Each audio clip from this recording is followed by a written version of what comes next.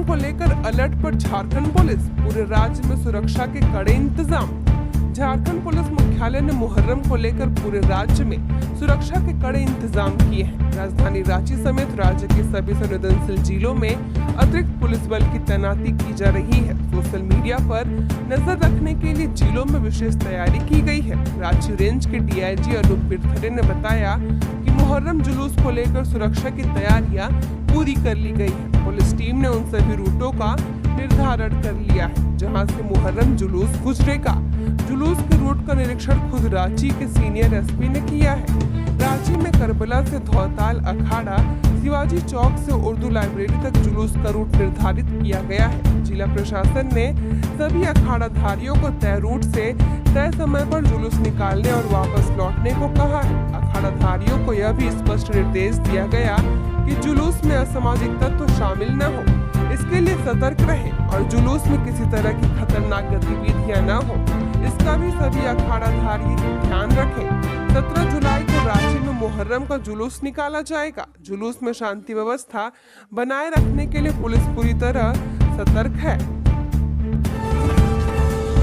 झारखंड के सारंडा जंगल में पुलिस और नक्सलियों में मुठभेड़, कैंप ध्वस्त, सर्च ऑपरेशन जारी।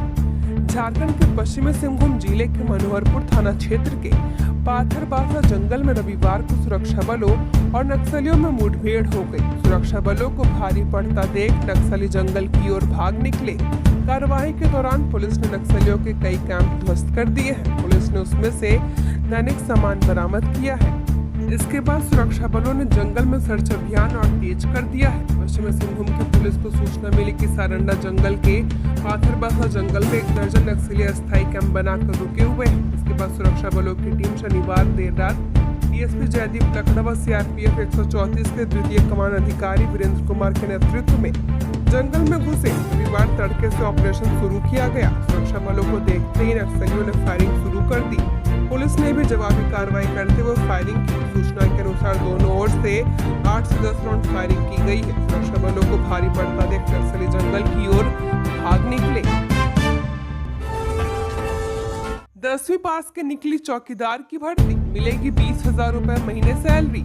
अगर आप 10वीं कक्षा पास करके सरकारी नौकरी तलाश कर रहे हैं तो आपके लिए अच्छी खबर है। हाई स्कूल पास के लिए चौकीदार की भर्ती निकली है। ग्रामीण चौकीदार पद पर भर्ती झारखंड का नोटिफिकेशन झारखंड के गृह कार्य एवं आपदा प्रबंधन विभाग के अनुपालन में जामताड़ा के डिप्टी कमिश्नर कम डिस्ट्रिक्ट मजिस्ट्रेट कार्यालय ने जारी किया है। इसके तहत जामताड़ा जिले में ग्रामीण चौकीदार के 343 रिक्त पदों पर भर्ती की जाएगी।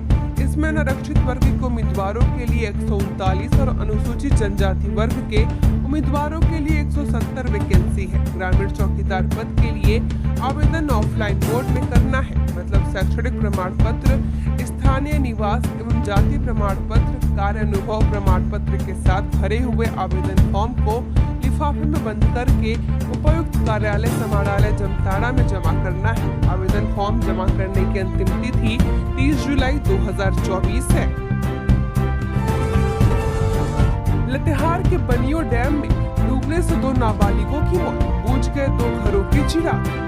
लातेहार जिले के बालूमाथ प्रखंड के बनियो गांव के उजरना टांड टोले में बनाए जा रहे बनियो डैम में डूबने से 2 नाबालिगों की मौत हो गई है। घटना रविवार दोपहर की है। मृतकों में अफरोज अंसारी 12 वर्षीय, पिता महबूब अंसारी और रुपेश भुइया 13 वर्षीय, पिता विजय भुइया, दोनों हरिजन टोला रहमत नगर बालूमाथ में शामिल है। मृतक अफरोज बालूमाथ बेसिक स्कूल की 6ठी कक्षा का छात्र था, जबकि रुपेश उत्क्रमित प्राथमिक विद्यालय हरिजन टोला की 4ठी कक्षा में पढ़ता था। लातेहार के बनियो गांव में रविवार को छुट्टी होने के कारण हरिजन टोले के 4-5 बच्चे डैम की ओर खेलने गए थे।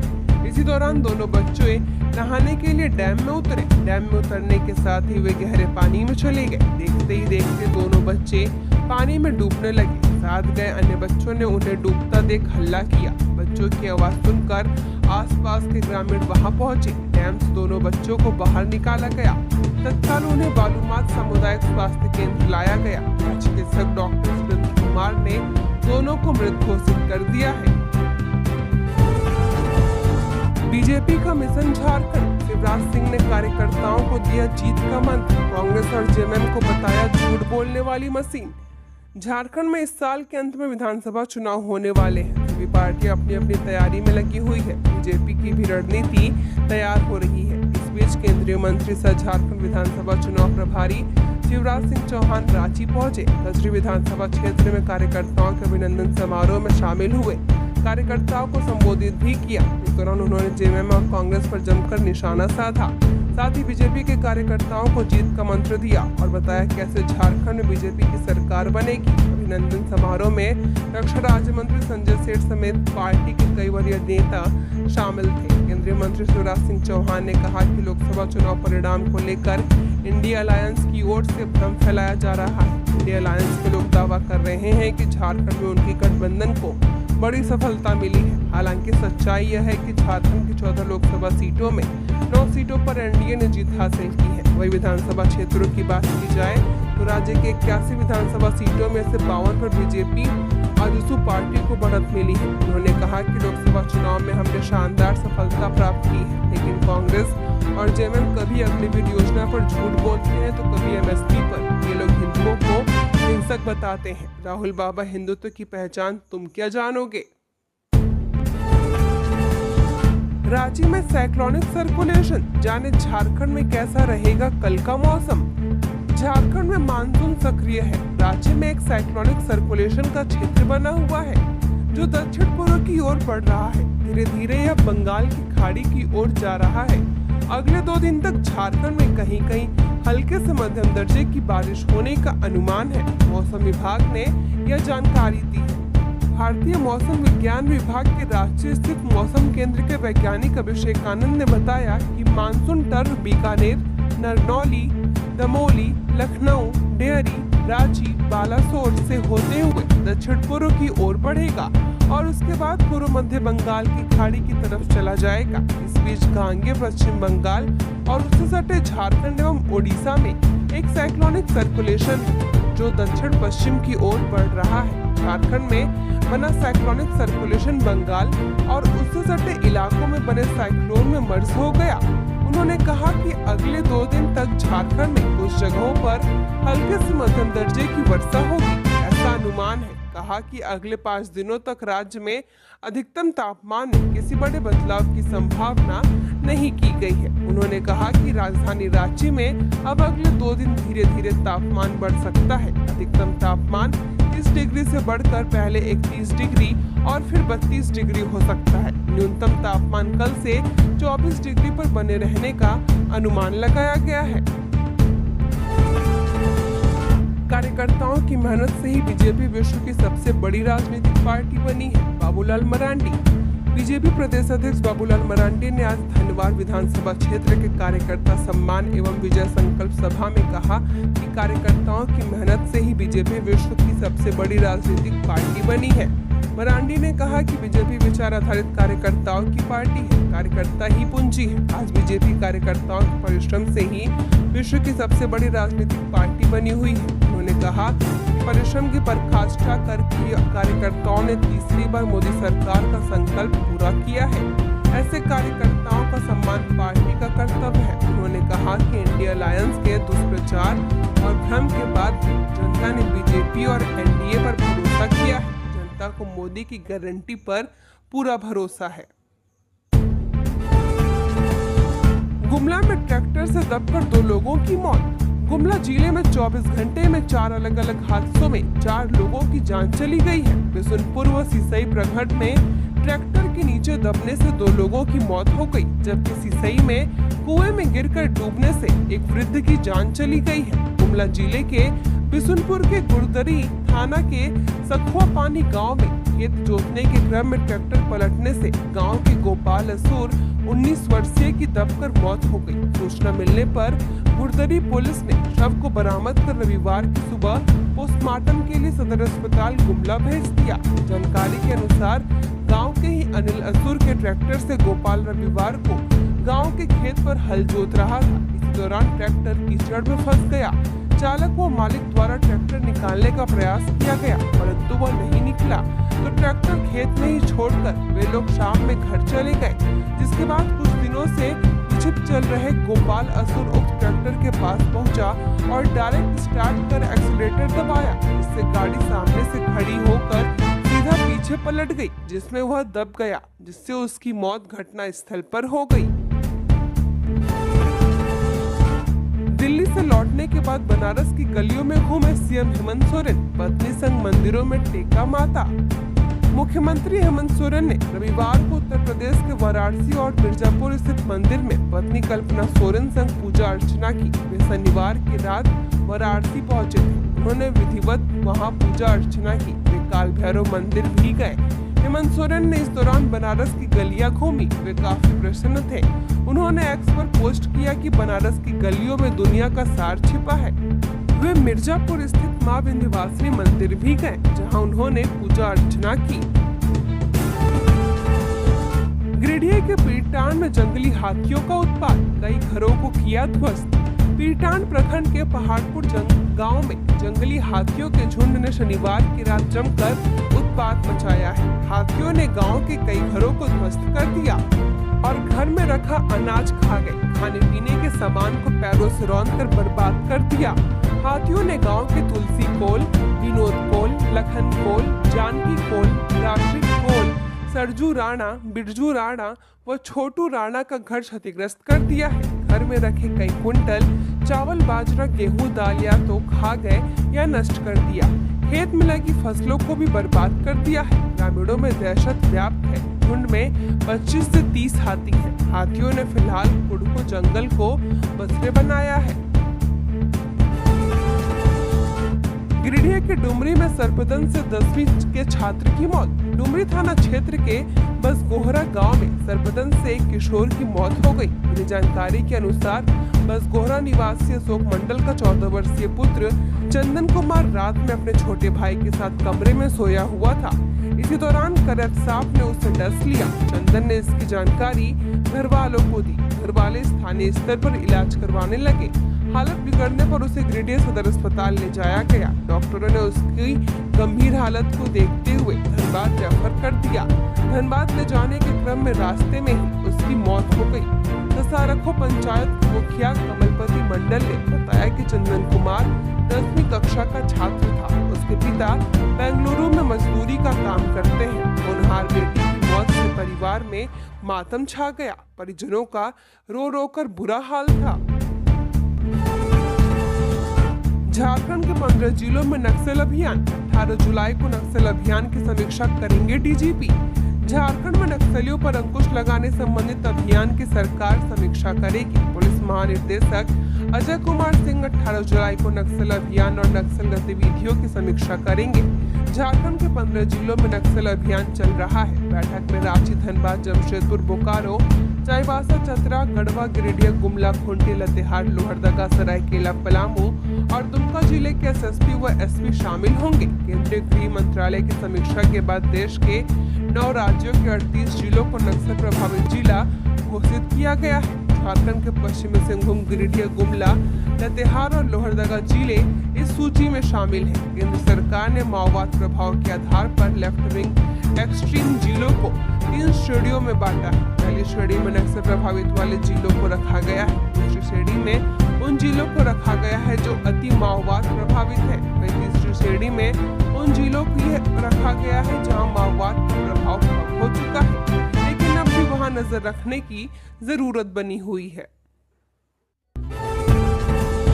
झारखंड हाईकोर्ट के चीफ जस्टिस डॉक्टर वी.आर. सारंगी ने चक्रधरपुर अनुमंडलीय सिविल कोर्ट का किया उद्घाटन।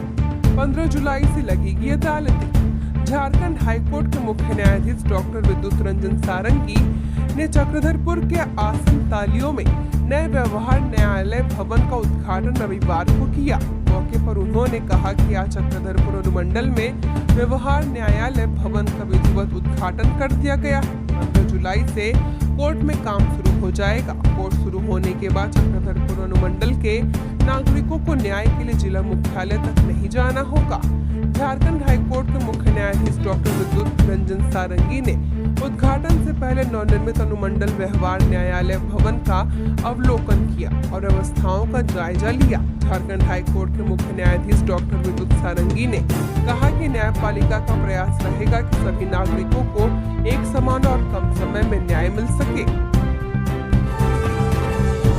गिरिडीह के पचम्बा चित्तरडीह पथ पर एक्सीडेंट, मामा को लाने गिरिडीह जा रहा था भगना, पिकअप के टक्कर से हुई मौत, 2 घंटे सड़क जाम। गिरिडीह के पचम्बा चित्तरडीह पथ पर परियाना गांव के पास पिकअप वाहन की चपेट में आने से रविवार की सुबह एक बाइक सवार की मौत हो गई। घटना के बाद चालक वाहन लेकर फरार हो गया। मृतक जमुआ थाना क्षेत्र के मधवा निवासी अरबाज अंसारी था। घटना के बाद आक्रोशित लोगों ने सड़क जाम कर दिया। सड़क जाम की सूचना मिलने पर पचम्बा थाना प्रभारी सब इंस्पेक्टर मंटू कुमार सदल बल के साथ घटना स्थल पर पहुंचे और लोगों को समझाने का प्रयास करने लगे। घटना के संबंध में बताया जाता है कि जमुआ के मधुआ निवासी अरबाज अंसारी रविवार की सुबह अपने घर से मामा को लाने के लिए पचम्बा जा रहा था। इसी दौरान गिरिडीह के पचम्बा तरफ से आ रही पिकअप वाहन ने परियाना गांव के पास उसे टक्कर मार दी, जिससे घटना स्थल पर ही उसकी मौत हो गई। जेवर दुकानदार लगाए अलार्म और सीसीटीवी, रांची पुलिस ने ज्वेलर्स के लिए बनाया नया नियम। बीते दिनों राजधानी रांची में हुए जेवर दुकानों में लूट के बाद रांची पुलिस गंभीर है। ज्वेलर्स प्रतिष्ठानों की सुरक्षा व्यवस्था को और बेहतर और पुख्ता बनाने के लिए रविवार को रांची एसएसपी चंदन सिन्हा ने जेवर दुकानदारों से गहन मंथन किया। एसएसपी ने कारोबारी के लिए राजधानी में भयमुक्त वातावरण कैसे बनाया जाए, इसकी रणनीति तैयार की है। रांची एसएसपी चंदन कुमार सिन्हा ने बताया जेवर दुकान को निशाना बनाने वाले अपराधियों की एक लिस्ट तैयार की गई है, जिन पर पूरी तरह से निगरानी रखी जा रही है। जेवर कारोबारियों से भी यह कहा गया है कि किसी संदिग्ध व्यक्ति को अगर अपने प्रतिष्ठान के आसपास लगातार देख रहे हैं तो उसकी जानकारी तुरंत पुलिस को दे। उदय खवाड़े और बीजेपी नेत्री आशा सोनी ने थामा जेडीयू का दामन, ये बताई वजह। कोटा लोकसभा चुनाव में तीसरे स्थान पर रहे निर्दलीय प्रत्याशी उदय शंकर खवाड़े ने अपने सैकड़ों समर्थकों संग आज जेडीयू का दामन थाम लिया है। उनके संग बीजेपी नेत्री आशा सोनी ने भी जेडीयू की सदस्यता ग्रहण कर ली है। प्रदेश अध्यक्ष सह सांसद खीरू महतो ने दोनों को पार्टी की सदस्यता ग्रहण कराई। अपने संबोधन में खवाड़े ने कहा कि पिछला चुनाव उन्होंने समाजवाद की विचारधारा को लेकर लड़ा था, लेकिन जिस तरह से केंद्र में सरकार बनाने में बिहार के मुख्यमंत्री नीतीश कुमार की अहम भूमिका रही है, उससे वे काफी प्रभावित हुए हैं। खवाड़े ने प्रेस को संबोधित करते हुए कहा कि आज देश को नीतीश कुमार जैसे नेताओं की जरूरत है। वहीं खीरू महतो के संघर्ष को याद किया और कहा कि उनके नेतृत्व में इस बार जेडीयू झारखंड चुनाव में काफी अच्छा काम करेगी। पहला राज्य झारखंड जहां किलो के भाव बाल्टियों में बिकता है बालू, शिवराज सिंह चौहान। रांची में प्रेस वार्ता को संबोधित करते हुए शिवराज सिंह चौहान ने कहा कि इंडी गठबंधन खुद तो झूठ और भ्रम फैलाता है, लेकिन झारखंड की धरती पर 5 साल अब उनकी सरकार के पूरे होने जा रहे हैं। इन 5 सालों में उनकी उपलब्धियां क्या है? उन्होंने कहा कि मैं देख रहा था कि झारखंड मुक्ति मोर्चा का निश्चय पत्र है, कांग्रेस पार्टी का वचन पत्र है। निश्चय पत्र में 144 वादे हैं। कांग्रेस ने पिछले चुनाव में झारखंड की जनता से 370 वादे किए। इनमें से पिछले 5 साल में राज्य सरकार ने कितने वादे पूरे किए हैं? शिवराज सिंह चौहान ने कहा कि अगर जेएमएम के निश्चय पत्र को देखें, इस पर उन्होंने लिखा था बदलो सरकार पाओ अधिकार। हेमंत सोरेन बताएं कि कितने अधिकार उन्होंने जनता को दिए। सावधान, झारखंड सरकार की इस योजना के तहत हो रही है ठगी, प्रशासन ने जारी की चेतावनी। अगर आपके परिवार का भी कोई सदस्य मुख्यमंत्री बहन बेटी मई हुई स्वावलंबन प्रोत्साहन योजना का लाभ लेने की सोच रहा है तो आपको सावधान हो जाने की जरूरत है, क्योंकि बाजार में इस स्कीम को लेकर फर्जी फॉर्म मिलना शुरू हो चुका है। इसके जरिए ठग आपको चूना लगा सकते हैं। हालांकि बोकारो जिला प्रशासन ने इसे लेकर सख्त कानून बनाया है। उन्होंने इसके जरिए अवैध वसूली करने वालों को कड़ी चेतावनी दी है। दरअसल सूचना मिली है कि बोकारो जिले में कुछ लोग मुख्यमंत्री मई कोई योजना का फर्जी आवेदन बेचकर अवैध कमाई कर रहे हैं। मुख्यमंत्री बहन बेटी मई कोई स्वावलंबन प्रोत्साहन योजना की शुरुआत उस वक्त के तत्कालीन मुख्यमंत्री चंपई सोरेन ने की थी। इसके तहत 21 से 50 वर्ष की उम्र वाली गरीब महिलाओं को 1000 रुपए प्रति माह मिलेगा। इसका लाभ उन्हीं लोगों को मिलेगा जिनके पास झारखंड सरकार अंत्योदय अन्न योजना के तहत पीला या गुलाबी राशन कार्ड उपलब्ध है। साथ ही सरकारी नौकरी करने वाले परिजनों को इसका लाभ नहीं मिलेगा, लेकिन विभाग की ओर से अभी तक फॉर्म जारी नहीं किया गया है। लेकिन बाजार में इस योजना को लेकर फॉर्म मिलना शुरू हो चुका है। के बाद जिला प्रशासन योजना के नाम पर अवैध वसूली करने वालों के खिलाफ एक्शन में आ गई है। उन्होंने इस धोखाधड़ी की गतिविधियों में शामिल होने वाले लोगों की पहचान कर कड़ी कार्रवाई करने की बात कही है। अधिवक्ताओं के लिए सुनहरा अवसर, झारखंड के कोल्हान प्रमंडल में नोटरी की होगी बहाली, ये है लास्ट डेट। झारखंड के कोल्हान प्रमंडल में 16 पदों पर नोटरी की नियुक्ति की जाएगी। Jamshedpur civil court, Saraikela Kharsawan civil court, Chaibasa civil court और घाटशिला अनुमंडल कोर्ट में नोटरी नियुक्त किए जाएंगे। अब अधिवक्ता हैं तो आपके लिए सुनहरा अवसर है। 30 जुलाई तक इसके लिए आवेदन किया जा सकेगा। झारखंड सरकार के विधि विभाग द्वारा इसकी अधिसूचना जारी कर दी गई है। नोटरी के पद पर नियुक्ति के लिए जमशेदपुर सिविल कोर्ट में कुल 9 पदों की स्वीकृति मिली है, जबकि घाटशिला अनुमंडल कोर्ट में 1 पद, सरायकेला खरसावां सिविल कोर्ट में 2 पद व चाईबासा सिविल कोर्ट में 4 पदों पर नोटरी की नियुक्ति किए जाएंगे।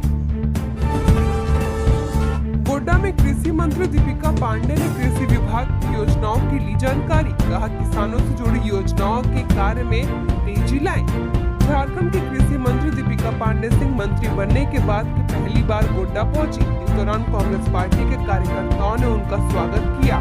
साथ ही कृषि मंत्री ने इस दौरान कृषि विभाग के पदाधिकारियों से मिलकर योजनाओं से जुड़ी जानकारी ली है। कृषि मंत्री दीपिका ने इस दौरान कहा कि वो मंत्री बनने के बाद पहली बार गोड्डा दौरे पर पहुंची हैं। ऐसे में वो चाहेंगे कि गोड्डा जिला कृषि के क्षेत्र में मॉडल बने। साथ ही उन्होंने कहा कि समय कम है और काम ज्यादा है, इसलिए किसानों से जुड़ी योजनाओं के कार्य में तेजी लाएं ताकि किसानों को इसका लाभ मिल सके। साथ ही उन्होंने कहा कि गोड्डा जिले के महागामा के गंगा सागर डैम के पानी के कारण बले इलाके में धान के बिछड़े डूब रहे हैं। उन्होंने कृषि विभाग को समन्वय बनाकर पीड़ित किसानों से मिलने और समस्या का समाधान करने का निर्देश दिया है। देवघर में शहर की सफाई पर आफत। निगम में सफाई कर्मचारियों की हड़ताल के बाद पंप चालकों ने दी स्ट्राइक की धमकी।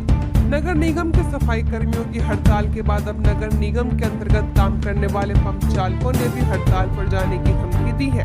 देवघर नगर निगम क्षेत्र में पानी सप्लाई करने वाले पंप चालकों ने कहा कि उनके वेतन में वृद्धि नहीं की जाती है तो जल्द ही वह भी हड़ताल पर चले जाएंगे। पंप चालक नीरज कुमार सिंह बताते हैं कि शहर में पानी समुचित और व्यवस्थित रूप से सप्लाई हो, इसको लेकर उनकी तरफ से दिन रात काम किया जाता है। शहर में बने सभी फिल्टर प्लांट पर 24 घंटा तैनात होकर शहर के लोगों को पानी सप्लाई करवाई जाती है।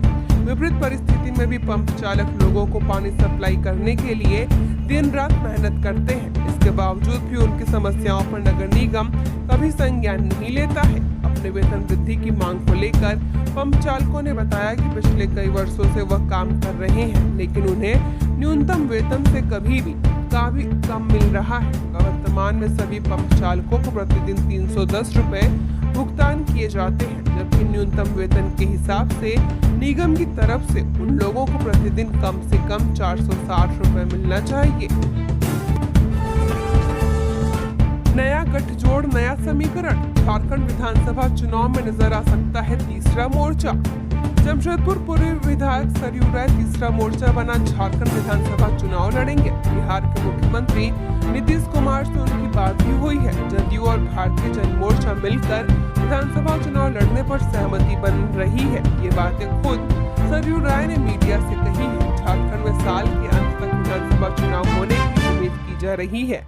सभी पार्टियां इसकी तैयारी में जुट गई हैं। झारखंड में फिलहाल इंडी गठबंधन और एनडीए में चुनाव की तैयारी जोर शोर के साथ चल रही है। वहीं बात अब तीसरी मोर्चा बनाने की भी तैयारी की जा रही है। जमशेदपुर पूर्वी निर्दलीय विधायक सरयू राय धनबाद पहुंचे। विधायक सरयू राय ने कहा कि झारखंड में होने वाले विधानसभा को लेकर तीसरा मोर्चा तैयार कर रहे हैं, चुनाव लड़ने की रणनीति बना रहे हैं। इसे लेकर बिहार के मुख्यमंत्री नीतीश कुमार से झारखंड में होने वाले विधानसभा चुनाव को लेकर बात की गई है।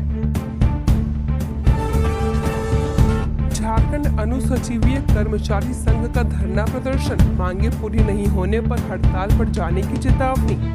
झारखंड अनुसचिवीय कर्मचारी संघ समाहरणालय संवर्ग ने रविवार को राजभवन के सामने धरना प्रदर्शन किया है। धरना के माध्यम से संघ के लोगों ने सरकार से 9 सूत्री मांग रखी है। इस दौरान झारखंड अनुसूचित कर्मचारी संघ के राज्याध्यक्ष ने राजेश रंजन दुबे ने कहा कि अगर हमारी मांग पूरी नहीं होती है तो हम हड़ताल पर चले जाएंगे। उन्होंने कहा कि पहले हम 4 महीने पहले धरना पर बैठने वाले थे, पर राष्ट्रपति के आने के कारण हमने इसे टाल दिया और हमने सरकार को एक अवसर दिया कि हमसे बात की जाए। हालांकि सरकार ने हमसे वार्तालाप करने के लिए कोई पहल नहीं की है, जिसके बाद हमें मजबूरन धरने पर बैठना पड़ा। उन्होंने कहा कि यदि हम हड़ताल पर चले जाते हैं तो निश्चित रूप से सरकार का सारा काम बाधित हो जाएगा। सरकार जल्द से जल्द हमसे वार्तालाप करनी चाहिए और हमारी मांगों को सुनकर त्वरित समाधान करना चाहिए। नॉन एसीएस सेवा से आईएएस में प्रमोशन की प्रक्रिया जारी। महिला बाल विकास से 7 अफसरों की अनुशंसा मिली। झारखंड के नॉन एसीएस अधिकारियों के आईएएस में प्रमोशन के लिए प्रक्रिया जारी है। कार्मिक विभाग ने सभी विभागों से भारतीय प्रशासनिक सेवा के रिक्त पदों के लिए अधिकारियों की अनुशंसा मांगी है। केंद्रीय कार्मिक मंत्रालय से गैर रासायनिक सेवा के अधिकारियों, स्वास्थ्य विभाग के पदाधिकारी, इंजीनियर, योजना सेवा के पदाधिकारी सहित अन्य सेवा छात्रसे को छोड़कर रिक्तियां दी गई है। 6 पद इन सेवाओं के लिए रिक्त है। इसी के आलोक में सभी विभागों से अधिकारियों के नाम मांगे गए हैं। जानकारी के अनुसार अभी महिला बाल विकास विभाग से सर्वाधिक 7 अधिकारियों के नाम की अनुशंसा की गई है। इसी तरह अन्य विभागों से नाम मांगे गए हैं। अधिकारियों के नाम आने पर सभी की स्क्रूटनी की जाएगी। इसके बाद नामों की अनुशंसा यूपीएससी को दी जाएगी। वहां से सहमति मिलने के बाद ही आईएएस में प्रमोशन की अधिसूचना जारी की जाएगी। सारा कुछ दिसंबर तक पूरा होने की उम्मीद की जा रही है। बिहार के पूर्व मंत्री श्याम रजक बोले, आरजेडी गठबंधन के तहत लड़ेगी झारखंड विधानसभा चुनाव। राज्य बिहार के पूर्व मंत्री व राजद के राष्ट्रीय महासचिव श्याम रजक ने कहा कि झारखंड के सभी 81 विधानसभा क्षेत्रों में गठबंधन के तहत चुनाव लड़ा जाएगा। भाजपा आरएसएस ने नीति सिद्धांत को सभी राज्यों में समाप्त करना है और उसे धूल चटाना है। वे राज्य स्थित झारखंड प्रदेश राजद कार्यालय में रविवार को प्रेस वार्ता को संबोधित कर रहे थे। बिहार के पूर्व मंत्री व राजद के राष्ट्रीय महासचिव श्याम रजक ने कहा कि हेमंत सोरेन सरकार वापस आ गई है। अदालत से हेमंत सोरेन को बेल भी मिल चुकी है। लोकसभा चुनाव संपन्न हो चुके हैं, लेकिन उस चुनाव में पराजय से केंद्र सरकार उबर नहीं पा रही है। जनता के जनादेश पर हम विपक्ष में बैठे हैं। उत्तर प्रदेश जैसी जगह से उनको पराजय का मुंह देखना पड़ा और अभी भी उपचुनाव हुए, उसमें भी उनको पराजय का मुंह देखना पड़ा है, लेकिन वे सुधर नहीं रहे हैं। वे भी आपातकाल में जेल में थे, 17 महीने जेल में ही थे। केंद्र सरकार लोगों को गुमराह करने का काम कर रही है। हजारीबाग में वज्रपात की चपेट में आए 2 किशोर, 1 की मौत। क्रेडारी प्रखंड की पेटो पंचायत के डंभा बागी गांव के पनिया गड़ा टोला निवासी बुधन भुइया के लगभग 13 वर्षीय पुत्र बादल कुमार और विनेश्वर भुइया के लगभग 15 वर्षीय पुत्र पंकज कुमार वज्रपात की चपेट में आने से घायल हो गए। दोनों घायलों को आनंद फानन परिजनों ने क्रेडारी हॉस्पिटल लाया, जहां पर इलाज के दौरान बादल की मौत हो गई। वहीं पंकज का प्राथमिक उपचार कर हजारीबाग सदर हॉस्पिटल रेफर कर दिया गया है। यह घटना रविवार को लगभग 5 बजे शाम की है। बताया जाता है कि दोनों लड़के अपने घर से लगभग 50 मीटर की दूरी पर एक किराना दुकान से 4 लाइन सड़क से होकर लौट रहे थे। इसी बीच अचानक बिजली की चमक के साथ गर्जन हुई और साथ ही वज्रपात हुई, जिसकी चपेट में आने से बादल और पंकज घायल हो गए। मृतकों के परिजनों का रो कर बुरा हाल है। गिरिडीह में वन कर्मियों में ढिबरा लदा पिकअप वैन किया जब्त। गिरिडीह के गावा वन विभाग की टीम ने रविवार को घगरीपुरा में अवैध ढिबरा लोड पिकअप वैन को जब्त किया है।